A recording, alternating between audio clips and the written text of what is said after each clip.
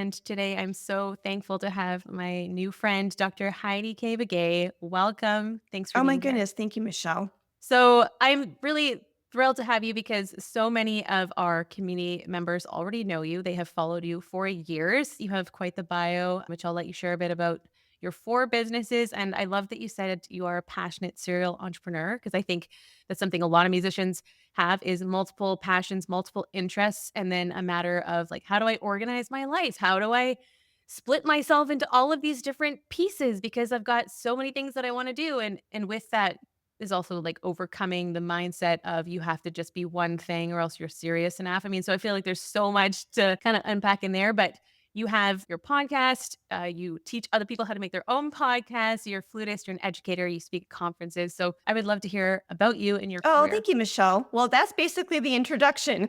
I am a multi Thank you. passionate serial entrepreneur, and I lead Yeah, with that because I have to remind myself I'm not just a flutist. I'm not just a right. music teacher, but look at my overall business portfolio. And you're right, it Yeah. is really challenging to feel at times as an individual like you could be spread too thin, right? Because you're like, I'm a musician, I'm a coach, I'm a music teacher, I'm a performer, and you can easily burn that candle from 10 different ends and think, oh my gosh, where am I? Who am I? What am I doing? So, a little bit Yeah. of a backstory for me before we get into the business portfolio and how to manage that for your listeners if they are interested in really pursuing entrepreneurship, which I know you Yeah. promote. I'm from Chicago and I started off as a pianist actually. And I did ballet. Yeah, I Whoa. did ballet and I took it very seriously and piano. And then Hey. around 13, I transitioned into flute because I had an injury in my ballet career. And I was Okay. drawn to the instrument. And since then, I've done the traditional path like every musician out there has done the degrees, built up a studio, got the terminal degree, and now I am overseeing four different businesses. So that's a quick nutshell of bringing us up to 2024 of what I've done these past 20, 25 years professionally. Wow, that's amazing. So most of our community knows you from the Flute 360. I would love for you to share about that. And I think that's actually how I discovered you. I was looking through different podcasts and then I heard you speaking and I was first of all blown away that you've been doing it. How many episodes? Over two, Yeah, 300? about 315 episodes.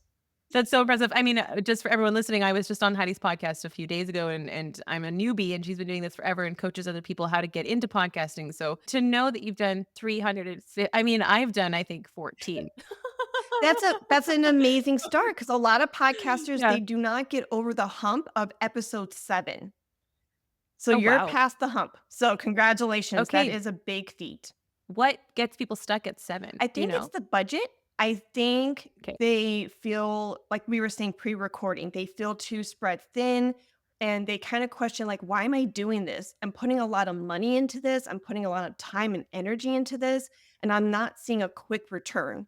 And podcasting, Oof. if you're going to start up a podcast, here's a gem for all of you listeners out there. Podcasting is a long game that you Yeah. go into. It's not a quick, Yeah. like Facebook ad or ad that you run through Google. You're in it for the long haul. So if you're going to start up a podcast, just know that those results will be there, but it won't be such a quick return like a Google ad. And that's okay. But there is a return and you are building a community and there's a lot of benefits to podcasting. And so I think a lot of podcasters fizzle out at episode 7 is because they are expecting something else from podcasting too quick too Yeah. soon and then they get discouraged and I think that's when they drop out. Okay, yeah, that's really interesting. We also teach the same concepts with our social media strategy when we get people coming into our sprint program because they also think, okay, I've never posted before. Now I'm going to start posting. And suddenly the views and the likes and the engagement and the comments will flood my, because they're like, I'm finally being vulnerable and putting myself out there after maybe months or years of holding themselves back. So we're really encouraging them like, okay, we accompany you for the first 6 weeks. And then after that, it's about creating a repeatable, easy strategies that you can continue for the long game, as you're saying, to put yourself out there and see that community building. You mentioned that already. What are some other results that you've seen from 300 episodes of Oh my podcasting? gosh. Growth in me as a person, growth in me as a Yeah. musician. I am the most artistic and free in my artistic decisions because I am a podcast host. Oh, whoa, I need you to unpack all of that. That's Yeah, amazing. it's so funny because, in my late 30s, and I'm teaching a thriving studio, and you hear your past teachers' voices in your head, right? Yep. And Yeah. I've had phenomenal mentors trying to get me off the page, trying to help me to be authentic, try to, really trust my artistic voice through my flute and trying to unleash that through drawing and painting and dancing and things like that. And now that I'm a teacher, I can see their faces, I can see their expression, I can hear their words now and go, oh, that's what they were trying to get me to do. But it wasn't until Right. the podcast gave me permission outside of my faith. The podcast gave me permission to get off the page and to not be afraid of mistakes, to not be Mm, afraid of being vulnerable through that phrase, through the movement of the sonata. And it's because there's a lot of layers to this, Michelle, but a lot of it is just learning what my voice is, and being okay with my quirkiness, my wittiness, my dorkiness, and knowing like I talk with my hands, I like talking with my face, and I have facial expressions, and I'm not a Peter Jennings, suit and tie and being all stuffy. So I think a lot of musicians, if you are dealing with performance anxiety, it's probably because it could be that you feel like you have to sound like this great music idol that you have put up on a pedestal.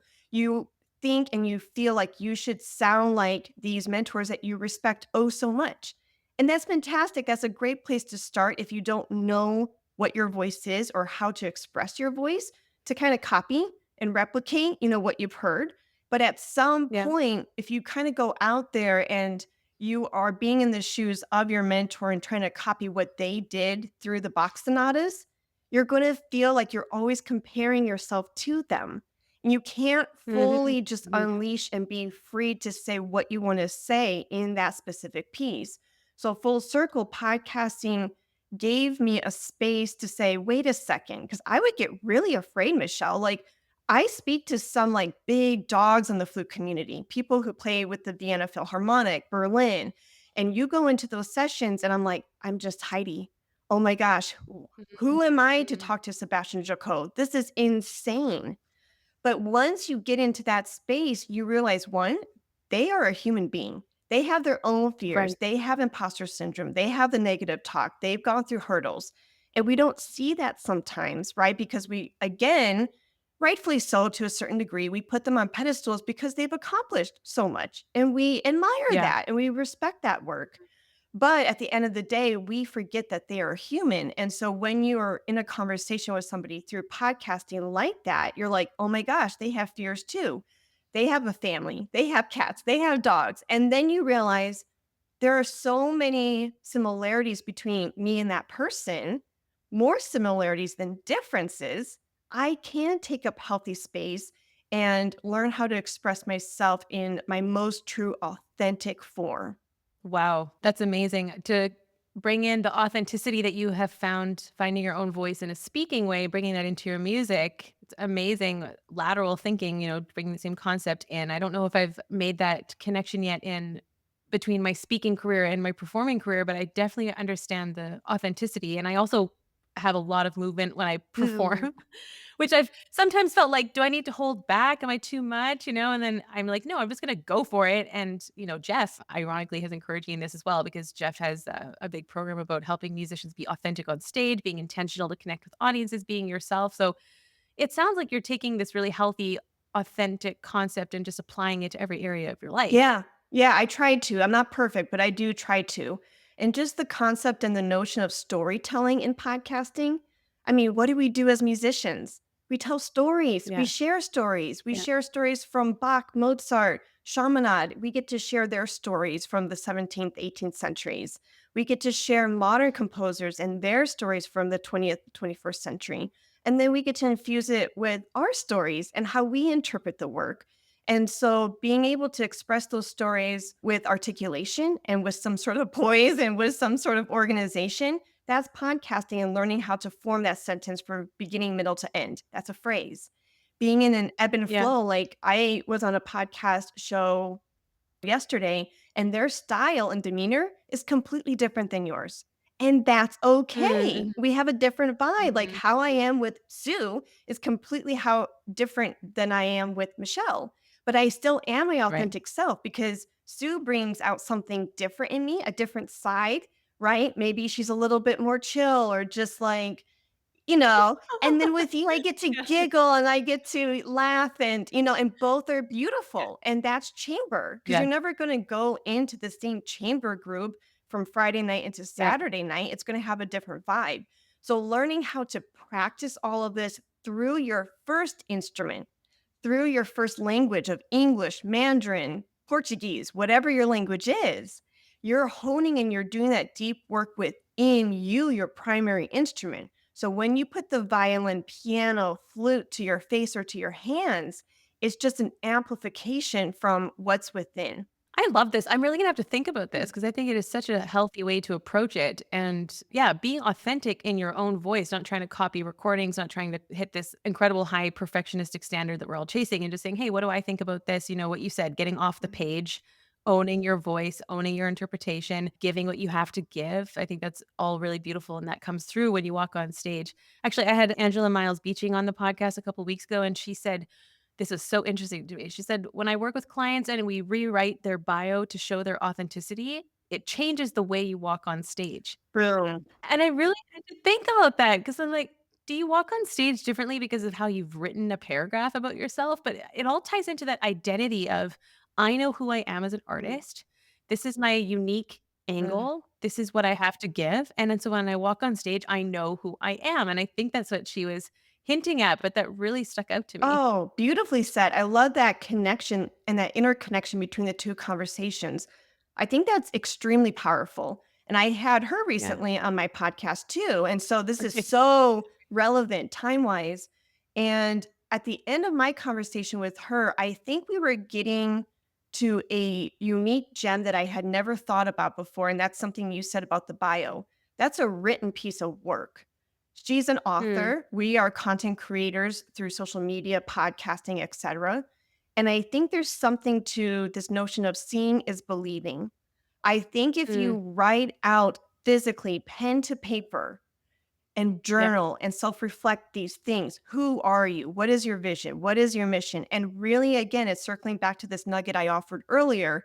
When you do this deep work, because I think, and I'm pretty sure, and I've heard other entrepreneurs say this, and I've come to this my own conclusion in my own timing through my business portfolio. I truly believe that entrepreneurship is spiritual work. It really is. mm, Like, it's the stuff that you don't see, right? And it's so yep, easy to work on the things we do see because we do live in this very physical world, right? The black and white, that doesn't lie, etc.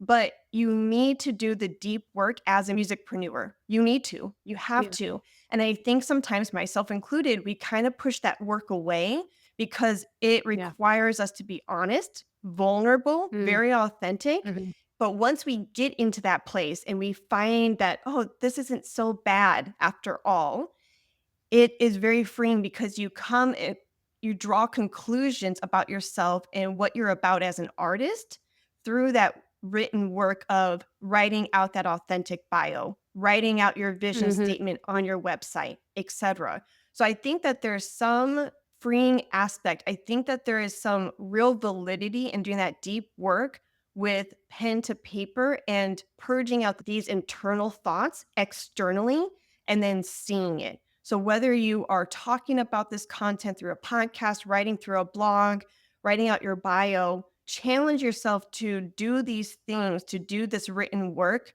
from the most honest, intimate, vulnerable place possible. And then everything kind of yeah. syncs up towards your end goal. Yeah, that's so good. There's a lot to unpack there because I'm thinking about the musician who is like, okay, I'm going to be honest with myself. You know, when I do this with my university class, they're like, yeah, but my bio is so thin. I haven't won all the awards. I haven't Mm. done all the things, the achievements. And that's what we've been taught is a good bio. Wow, it's so impressive. So, this idea of being honest with Sure. yourself, knowing your purpose, your vision, I love what changed for me is who are you called to reach? Where do you find your natural strengths? How can you craft that? How can you develop that? Finding the people that have problems that you can help with, and then kind of the path kind of opens up before you, I think. And Maybe you can share more about your teaching studio and how the podcast has amplified that, because I know Hmm. that those 2 things have gone together for Yeah, you. definitely. So I have more of an international studio now because of Food 360. So it has I think opened and created doors for me and other foodists globally that would have never yeah. occurred if I didn't have an international platform. So I have students in Finland, Canada, Australia, Romania, Greece, Zambia, and of course the States. And it's Wow. phenomenal. And it's just like, pinch me. Here I am. Like, I'm originally from Chicago, but I'm living east of Dallas, Texas right now. And it's in a small country town called Forney.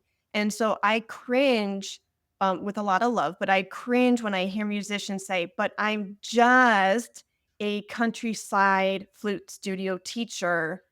Who am I? Like, who would want to listen Yeah. to me? Who can I impact? And they're thinking, and rightfully so at first, again, we live in a very physical world, but they only see the opportunities maybe that are just right there around the corner and think, well, down the street is a farm and right down the other street is, a mom and pop shop.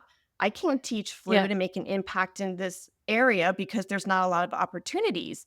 And I say, yes, Right. okay, you're not wrong, but let's think outside of the box. Let's get creative. How can you make a statewide impact? How can you make a national, international impact?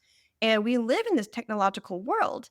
So you can get creative and have maybe hybrid opportunities, in person opportunities, purely virtual opportunities.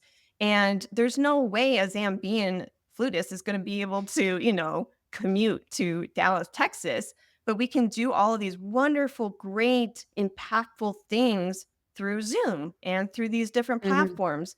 And so, anyways, to answer your question, I am very blessed to have different people from the UK and Europe study and work with me because they found my little podcast that I started 6 years ago, um, because they were interested in the same topics as I was, the topics that I wanted to share with them. And we have this common ground and we're like, "Oh my gosh, we would be, a perfect match to work with one another." So I'm very blessed and fortunate to have those opportunities to impact not just national based flutists, but on a global level as well. That's amazing to find your audience. A book that really helped me in the beginning was Austin Kleon. I think it's called Show Your Work.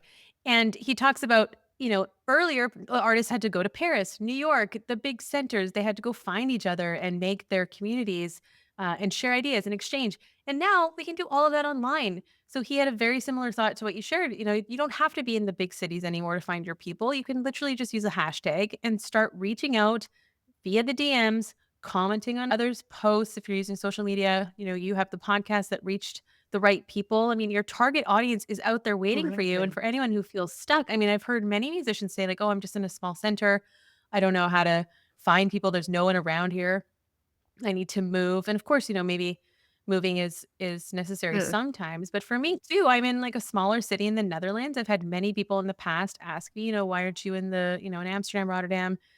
And, like, I don't think I need to be in order to create the impact. I've seen an impact from where I Mm. am. I like where I'm living. So, I don't I like my rent prices where I'm living. So, it's interesting that you can easily find your people, and you're saying, like, on Zoom, on our digital platforms, you can work with people everywhere. You can reach them everywhere. I mean, your podcast is reaching 200,000 downloads. Yeah. I mean, that's just wild how many people have heard your Oh, voice. thank you. Yeah. And a piece of encouragement for the listener. So they hear that. And thank you for mentioning that. I've been doing the podcast for 6 years and I have over 200,000 downloads. That sounds impressive. And it is. But a lot of hard work went into that. And it didn't start off that way. I mean, basically, I Yeah. had 5 downloads for the first couple months where my mom and sister, and my husband were listening. And Yeah. so this is something you mentioned, Michelle. And in my podcast on Monday, and I'm so glad you did, you may not want to look at the numbers for the first 6 9 months, because if you can Yeah. focus on why you're doing it and focus on that impact and focus on, yes, maybe right now I don't have that listenership of 2 4,000 downloads a month. That doesn't mean that you still can't make an impact for your people, even if it's 5 10 15 people, a handful at first. And then with anything, right? It grows with time, and the more you nurture it, the more you cultivate it, the bigger it's going to get, and so you may not. And the And the consistency. consistency, I love that nugget, yes. And so you may not want to at first look at the numbers, because if you are going to be focusing again on this physical realm of like, "Oh, well, I'm only getting 15 downloads a month, why even bother?" That can change Yeah. within 3 to 6 months just like that. Yeah, absolutely. And we deal with this with social media on our end. We have the social media sprint program, and somebody today just started posting because I harassed him enough. And he said, I checked his content. He had 2,600 views per post. And I wrote him and said, that's amazing. And he said, are you sure? It's not so high. And I said, how would you feel if you were singing before 2,600 people? Boom.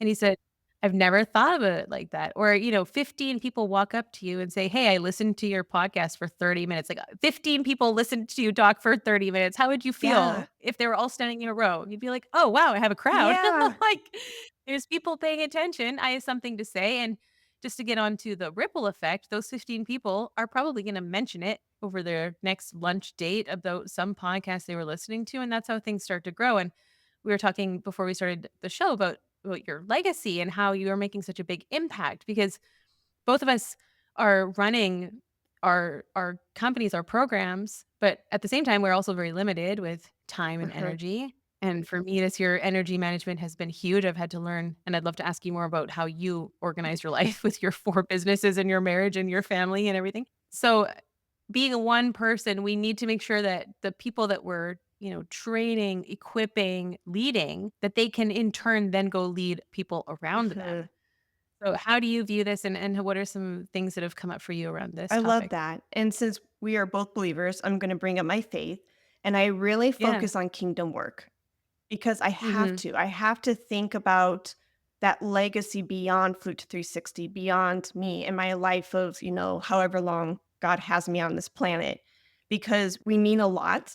And we hold a lot of value, but we come and go in the blink of an eye. And maybe a lot of this too, maybe I don't know, because I'm not an actual mother. I really see my students and clients and I adopt them into my family because as of yet, I'm not nurturing a biological or adopted child to think, oh, this child is going to inherit these different things that Eric and I have built.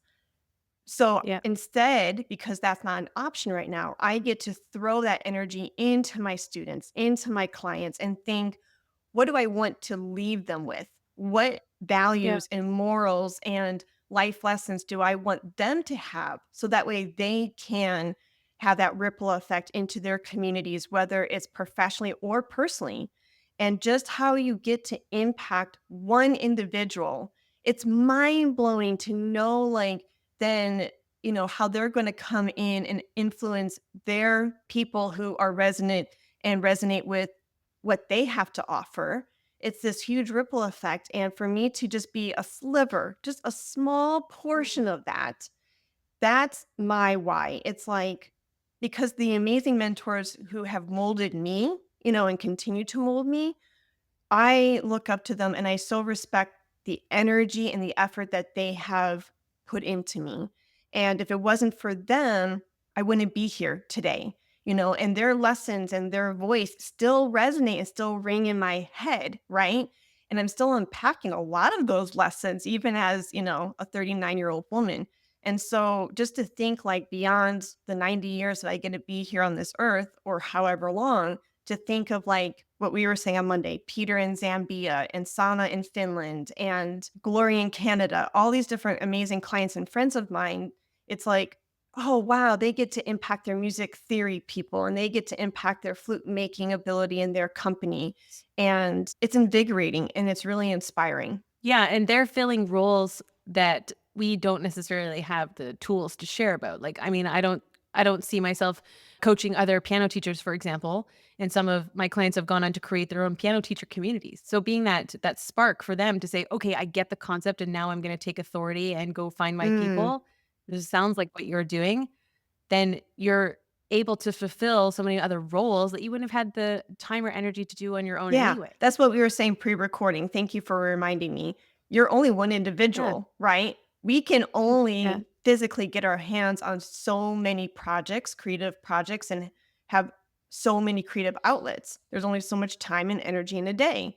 But if you can kind of instill in, I love that word spark. I'm going to use that from now Mm, on. If you can ignite that spark into the Peter, the Sana, the glory, right? And they go out and light their match so others can see their flame, right? And then it just continues and continues, then it's worth it because I have a million ideas in my head, but I can't do it all, and we're going to circle back to like managing time and energy and resources in a really proficient way, but I can't yeah. get my hands on to all of it. But maybe if Peter resonates with that project or Sana resonates with it and they're like, "Oh my gosh, yes, I want to take that idea, but put a twist of my own and have my own voice in it and put it out into the world," then it's like, "Yes, win." Mm, Now it's come to mhm. life. And even though it didn't come to life necessarily directly through 360, it's an offshoot. And more people can benefit, that's a win-win-win for everybody involved. Yeah, absolutely. And thank you for what you shared. I'm also not a mom, so I can't speak to our clients who are dealing with raising children and pursuing the freelance career. But Deanna has two under four right now, and she's due again in April. So, like, God bless all the moms and the dads. And the dads, we did have some of our people reach out, be like, hey, we're also like doing the freelance thing and we're dads. So she has writing her blog, and a lot of moms have written us and thanked us for that. So just showing again that we all have specific target audiences. We have people who are going to resonate with our message, the way that we bring the message. And when you believe, as you shared already, in your divine purpose, I really believe that everyone was created with a unique purpose. And there are people that you alone are called to reach. There's something that you alone are called to do. And that's helped me kind of break out of the scarcity mindset where I was comparing myself to all the other pianists and trying to be the best or good enough or whatever it is. And it's like, wait, if I look at what God has given me and the strengths that I have and the unique skill set, then I don't need to compare because no one else has been given this specific combination of how I'm made. And as I lean into my strengths and develop them by stepping out and taking action, by starting a podcast, by showing up on Instagram and talking to my stories every day, by being willing to be seen and vulnerable and maybe say the wrong thing or be, not looking perfect and have people say the comments that sometimes hurt. Not that I've ever had anyone be outrightly mean, but Mhm. as a very sensitive person, sometimes you're just like, don't tell me that I look tired, guys. I'm doing my best. You have to be willing to like absorb and keep going. And so much feedback has helped me letting the comments slide off your shoulders if something has affected you, but Mhm. like to choose the path that we're doing, it requires so much grit and perseverance and continually reworking the system, I feel like. And yeah, with that, please tell me how you organize your life because four businesses and a marriage, and you're an Mhm. auntie, and you have church life. So, Yeah. what does it look like? Oh my goodness, girl, if you could see my desk and you could see all the Post-it notes around my house, you'd be like, "Wow." So, I will say the disclaimer is it's a work in progress, and I'm always being molded and Yeah. edified in this area, and it will never be perfect. But I have Mm, found, and I love what you said on Monday, I have found some things that have worked for me. I have found some mm, systems that have worked for me, and I'm willing to share them even though I don't have all the answers. And I love that. It's yeah. so humbling, and thank you for just being vulnerable in that way. So, what I would encourage your listener, and we were talking earlier about like one action step. We can talk about that now here with the answer I want to provide you. And this is your action Yeah. step for today. And that is get a poster board. Or if you're not a physical person and you like more apps digitally with technology, with some sort of like organization, to each their own. Whatever your platform or medium is, go for it. I'm a very visual person. And if it's not in sight, I will completely forget about it. So if you can go to your local store and get a poster board, I made shift mine. It's just like printer paper taped together 4x4. And I use like these bright neon markers to catch my eye. But there's like 4 main categories in which I've organized my life. Because if there's no sort of system or organization, I feel all of us can resonate with this to some degree. And that is, we are going to feel like we are spread too thin. Who Yeah. am I? Where am I going? What's my needle? How am I moving my needle forward? And it can feel really daunting, especially when you are a serial entrepreneur. You're like, wait, where am I? What entity am I in how am I serving my people? So I don't know about most musicians, but for me, I get really excited about this detailed work. And I think most musicians do, like intonation and the tone color and the articulation choices. So I noticed that I was bringing a lot of that pruning of a small branch tree into my businesses, where I was getting super microscopic laser focused so much on that one branch too often. And now that's good work. That is really good work. Sometimes we need to do detailed work. So if you are feeling, spread too thin, you could be zoned in a little too much, right? For me, I was pruning this one branch and then saying like, why am I not seeing the results? Where are my fruits? And so how I organize my time, money, and resources, they need to all be from this bird's eye view. You need to kind of scale back and take 10 steps back to really see and get a lay of the land. Where are you? What is that vision, mission? What are the pillars? What are the morals and what are the pillars in your life that you stand for? Who are you as a person and what's the work that you are actually doing? So that first main row, that first main section for me is kingdom work. And this could be for you, your vision and your mission statement, right?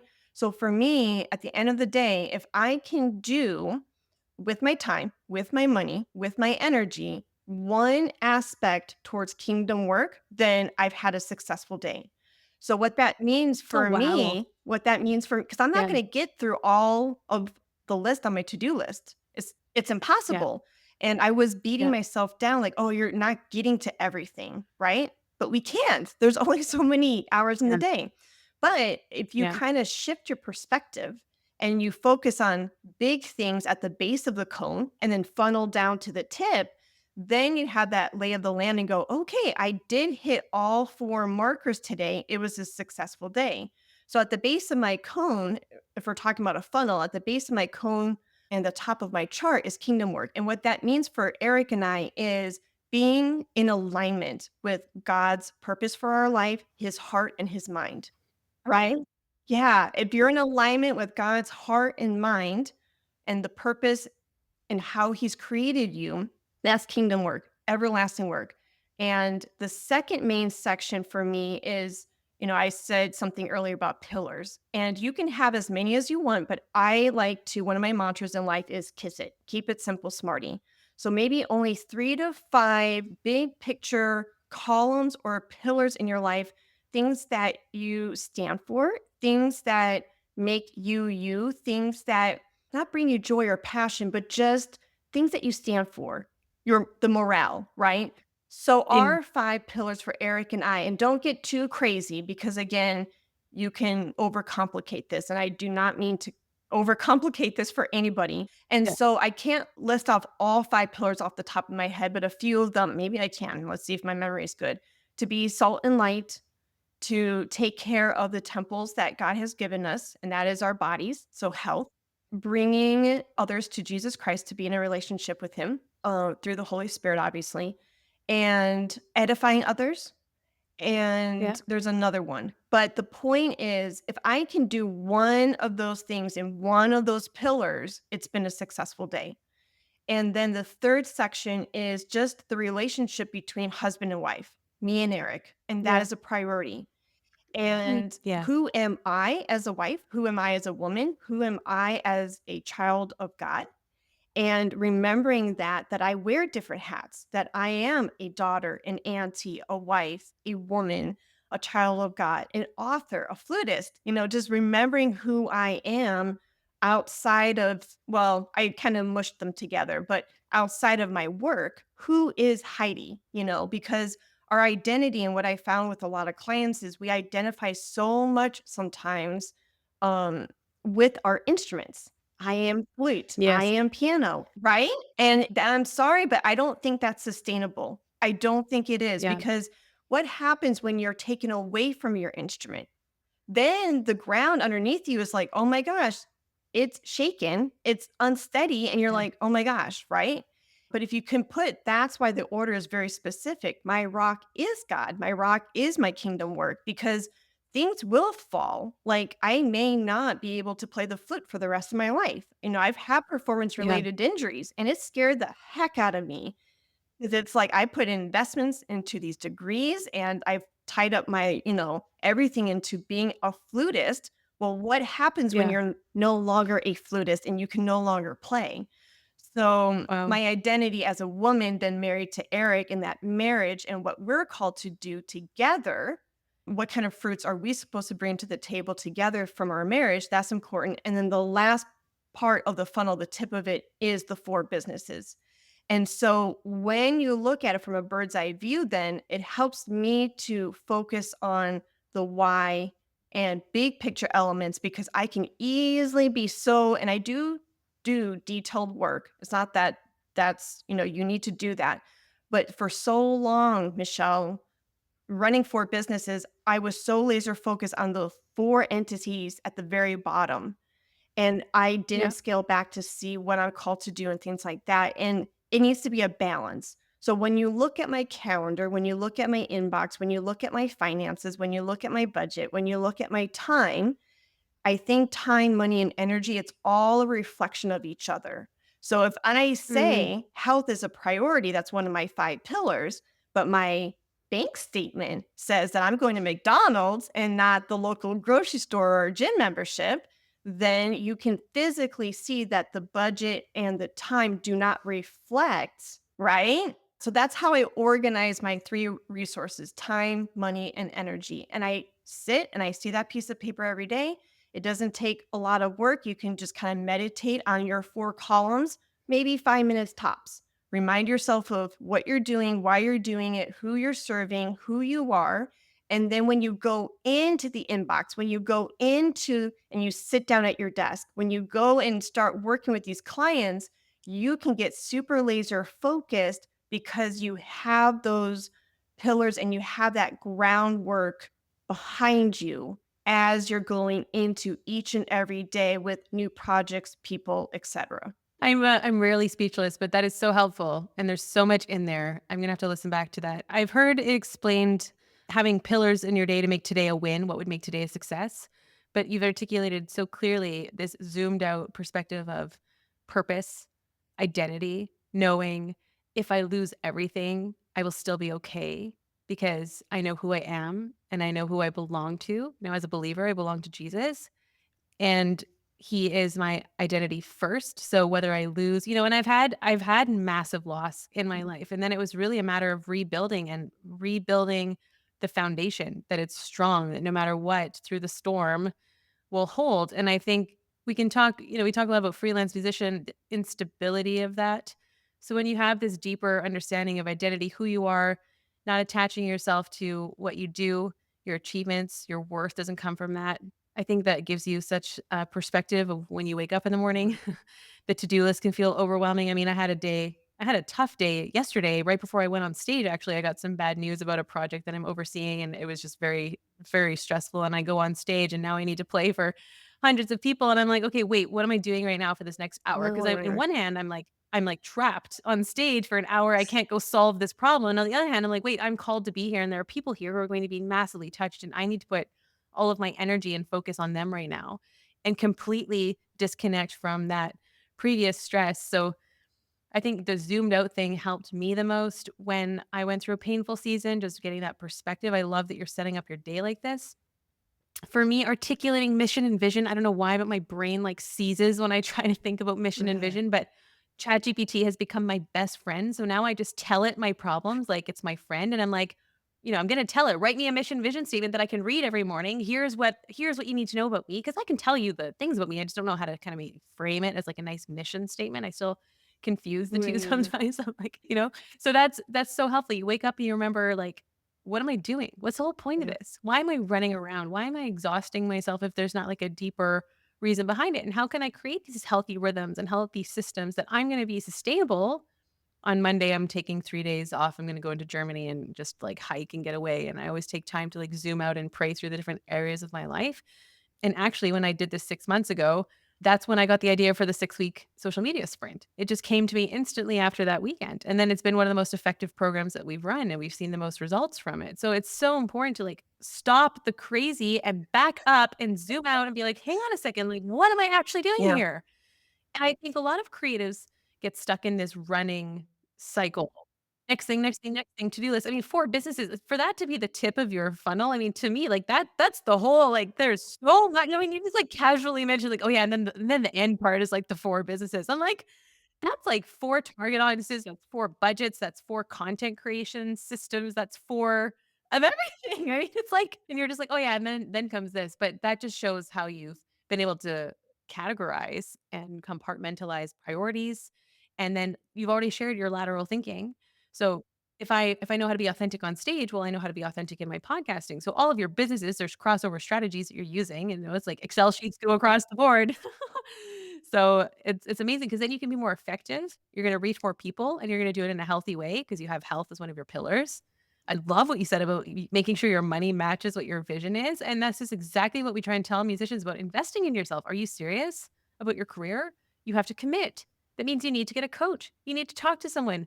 You had piano lessons your entire life for a reason. You didn't think you could do it on your own. Why do you think you can run your own business on your own? Go talk to someone who's ahead of you. Go talk to people. Go talk to a healthy community of musicians. The Flute 360 community, I mean, I know you guys have your flute conferences. It makes me so happy. Like, and then I get like, I see selfies of everybody tagging each other. I'm like, oh my gosh, this is so fun. Like, I want to go to the flute conference just to meet all of you, Yeah. So, yeah, no, thank you for sharing all of that. It's amazing. And I think anyone Mhm. listening, definitely do that. Get your vision board out, write down the no, what am I doing here? What am I here for? Sure. Like the Barbie theme song. What am I here for? And go to ChatGPT and help it clarify some ideas about what are your strengths? What are you good at? Who are the people that you feel excited about working with? I think that for me has been such a key when people say, "How do you do so much?" And like, I think I follow my energy. Like I follow the things that make me just come alive and I get excited. Like, I mean, this podcast, I mean, this is like, I'm gonna be so pumped after Mhm. this. It's not a to-do item on my list. It's like I get to talk to Heidi. This is what I'm called to Yeah. do. Yeah. No, and it's super fun for me too. And what Michelle is talking about and what I'm sharing right now is go to ChatGPT, go and do the vision board, write these things out. But my challenge for me to you is make sure you're doing it with honesty. Like what you just said, what am I passionate about? What are my Yeah, strengths? Who am I supposed to serve? What's missing in the market?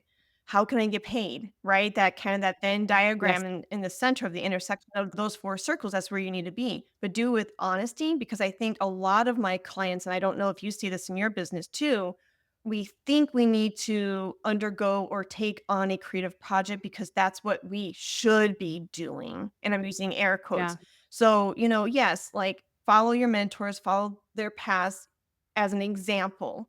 But at the end of the day, it goes back to that authenticity piece. This is kind of one of the themes for today's conversation. And that is what do you want your output to be? Do you see what I'm saying? Like mhm, what lights mhm. you up? And you said that so well, Michelle. Like what lights you up as an individual? Because, a good example is I love education. I have the educator hat. God called me education. I'm an educator. But I felt like I had to teach every flutist under the sun from 6 to 76. And in Fort Worth Mm, from 2009 to 2015, I had 60 students. that's 60 crazy. students every week. And I was an adjunct music professor and I was a member of the Texas Flute Society, a nonprofit organization. I was Wow, working literally probably easily 14, 15 hours a day. And it was wow. exhausting. It was thrilling. It was also exhausting. So when I started getting older and I realized I don't have 15 hours a day and like my 40-year-old body just won't let me do that because it's just different. I had to be honest with myself and say, who do you want to teach? And when you're honest with yourself, then I realize like I light up. I light up with any flutist age, wherever you are in life, more power to you, go for it. But we each have our own like flavor of tea, right? That Yeah. we're drawn to. So my flavor of tea is the gap year flutists. So from 26 to 46, people who are Mm, in between degrees, pivoting out of a master's, a DMA degree, pivoting into their business. So now I'm getting very niche and I'm getting very clear on my demographic. And now that's more specific. So instead of 6 to 76, I'm 26 to 46. So all of that's to say is the gem in this is get honest with the work that you want to do, because once you're honest with that, then you're going to really light up in those 12-hour days because you're like, I get to talk with Michelle. I get to teach these people. I get to, and then it's more of this like rush rather than feeling depleted at the end of the day. Yeah. That is so beautiful. Thank you for sharing all of that. And I'm so encouraged to hear that you have found your lane in all of these areas. I love hearing the priority that you put on your marriage, on your faith, how you've just built such a healthy, sustainable lifestyle. Thank you for the impact that you're making, all the people that you're reaching, not just through your teaching, but through your podcast. And yeah, just so grateful that you took the time to come on Oh, today. thank you. I really appreciate that. And I love the work that you are doing. And thank you for your impact. And thank you for being a woman of faith and sharing that. And I'm just in awe of you and your work. And I look up to you and I just cherish our friendship. I really do. I cherish it. And like I was saying pre recording, to meet another Christian musicpreneur is rare. So I thank you for giving me encouragement and giving me space for us to share these different ideas and topics. And your clients and students and the listeners in your concert halls are so blessed to be touched by you using your God-given talents and skills. Thank you, Heidi. This has been a real joy to have you on today. Thank you.